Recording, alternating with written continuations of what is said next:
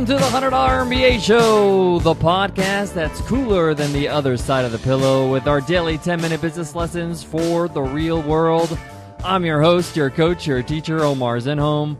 I'm also the co-founder of the $100 MBA, a complete business training and community online. And of course, today's intro is my way of paying homage to Stuart Scott, the late Stuart Scott, one of the best sportscasters in the history of TV and radio. Somebody that I grew up watching on SportsCenter, a big influence on me growing up. Stuart Scott's legacy is absolutely something to look into. Guys, today we have a great lesson. In this episode, you will learn what to consider when selling physical products. If you have a business, a physical brick and mortar business, or an online business that delivers physical products, there are a few things you need to be aware of, a few things you need to look out for and consider. And I want to give you my personal advice. I've had a physical product business in the past. It was very successful. I'm going to share some of the insights that I learned from it, as well as some of the things I had challenges with, some of the things I learned the hard way. Let me get into it, so let's get down to business.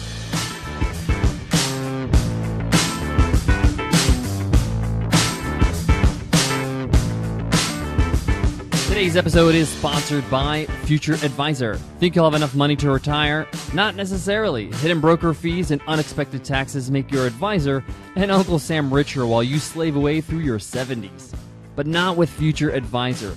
Just plug in your investments and let Future Advisor take it from there. The whole thing takes 2 minutes. So do what I did. Go to futureadvisor.com/MBA and get a free portfolio analysis. That's futureadvisor.com/MBA.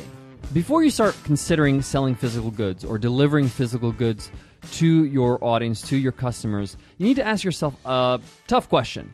Do you really need to? Do you really need to have inventory? Or can you do any sort of drop shipping? What drop shipping is you have a vendor where you get the actual product from where you sell.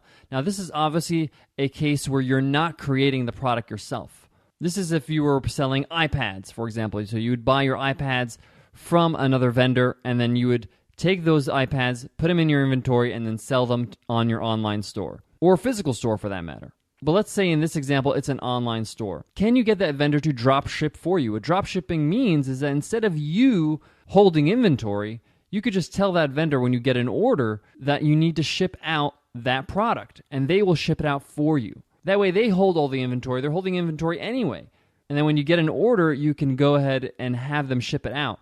That way you don't have to spend any money or space on inventory. And in many cases, you can save money because you don't have to purchase that product from the vendor until you actually need to when you get an order. Now, some vendors are going to require you to purchase a certain amount of a product, which is fine. You can still do that, but have them hold the product and ship it out when you actually get an order. So drop shipping is something you really should consider.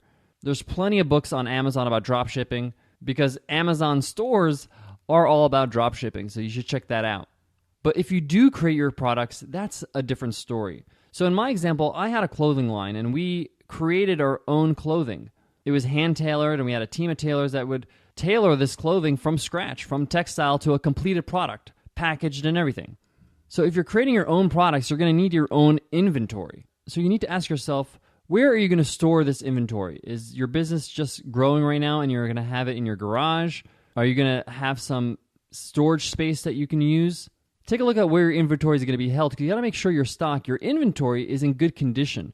Is the place ventilated? Does it have climate control? Are you free from any kind of leaks or any kind of, flooding in that area? This is extremely important because you don't want to lose all your inventory on mold, or maybe the heat has gotten to your product and damaged it. It could be a huge problem. So make sure where you house or where you store your inventory is in a great place for your product.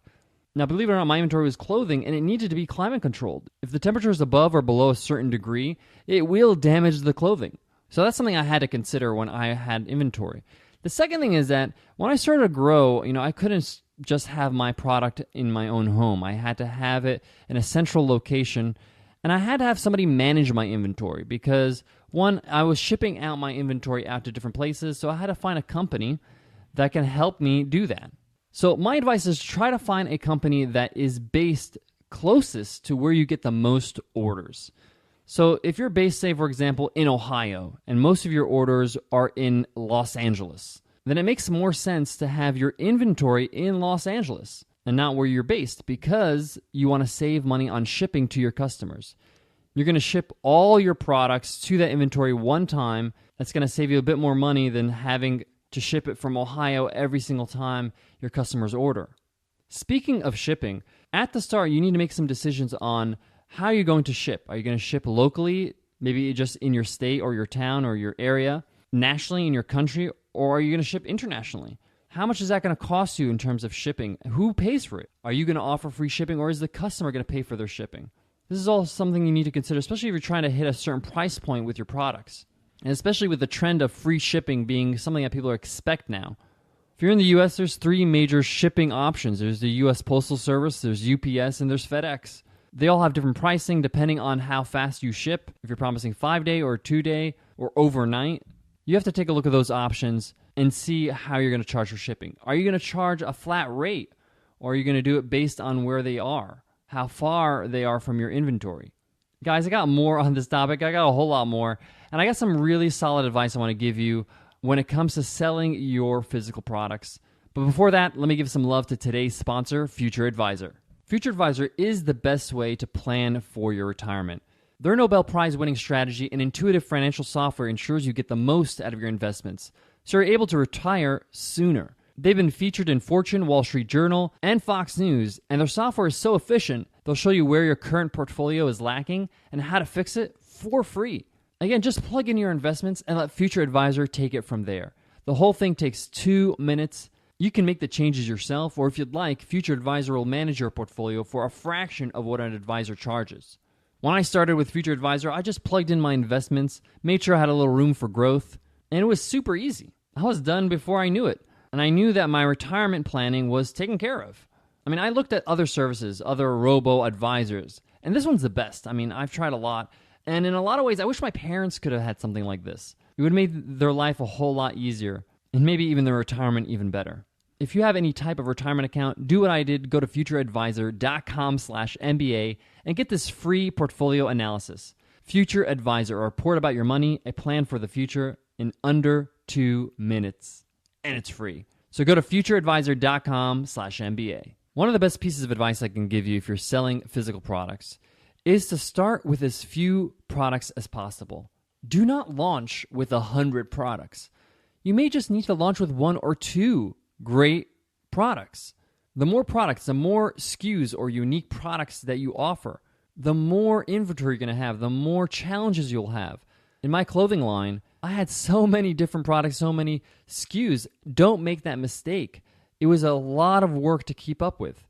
I sold one shirt and it came in many colors and different sizes. So just one shirt, I was looking at about 10 to 12 different versions of that shirt, because you got a large in blue, you got a extra large in yellow, right? So it's all these different colors and different sizes. So you got to make sure that you minimize the number of products you're selling at the beginning. Hone in and make sure you have some best sellers. Make sure that your business and your systems are working properly. Then grow slowly. Add products as you grow. Get feedback from your customers. A good example of this is Harry's.com. It's a large company, but they started out with just 1 or 2 different products. Then they added some accessories, some things like shaving cream. But they honed in, they made sure that they had a great product that sold well, and then they added products to their product line. So again, at the start, try to grow slowly. Another piece of advice I want to give you in a physical product business, it's really important for you to invest in sales. It might be a good idea to hire a salesperson that can help you get into large events so people can touch and feel and see your products. I say large events because it's really not worth your while when you go to these smaller events, local events, because it does cost a lot to set up a table and a booth, and sometimes you won't even break even. This is my experience. So go to a larger event where you can get access to thousands and thousands of people. You may want to consider wholesale, selling your products to vendors directly so they can sell it in their stores. I used to do this with my leftover inventory. Sometimes I had shirts that didn't sell because they were odd sizes, or there were different colors or something like that, and I would sell them by bulk to different vendors, and they just sold them in their stores. So these are some things you may want to consider. And lastly, I want to tell you that in business, sometimes you have to be very clinical and not emotional with your decisions. Sometimes we create these wonderful products and we fall in love with them. We say, no, this is my baby. I can't kill this for my product line. sometimes you have to. You have to do that so you can focus on the things that do work. So make sure you take a look at your business from an objective point of view. Try to remove that emotional attachment from the things you've created. It's hard, but you got to do it to see your business grow. All right, guys, that wraps up today's lesson. Guys, don't forget that on Saturday and Sunday, it's Q&A weekends where we answer your question right here on the show. You can send in a question by emailing us at contact@100mba.net, or you can use your Speak It option. Record your question with your voice, and we'll play it right here on the show. Check that out on our show page at 100mba.net/show. And if you want to be really fancy, you can tweet at me at BizRepublic, B-I-Z Republic. We'd love to hear from you and answer your questions on Q&A weekends. Guys, I want to leave you with this. Selling physical products is a challenge. I know. I've been through it several times. But it has its own rewards. It's something special about seeing somebody use or wear one of your products. You feel like you're really a part of their life. And physical products have their own intrinsic value, which is special in its own way. And often people want to keep buying your products, and they may want to buy it for themselves or give it away as a gift. So there is still a lot of room in the market for physical products if that's your thing. It has its own challenges, but I'm sure that you can handle them. I hope some of the advice I gave today helps. Keep moving on, keep moving forward. I'll see you guys in tomorrow's episode. Take care.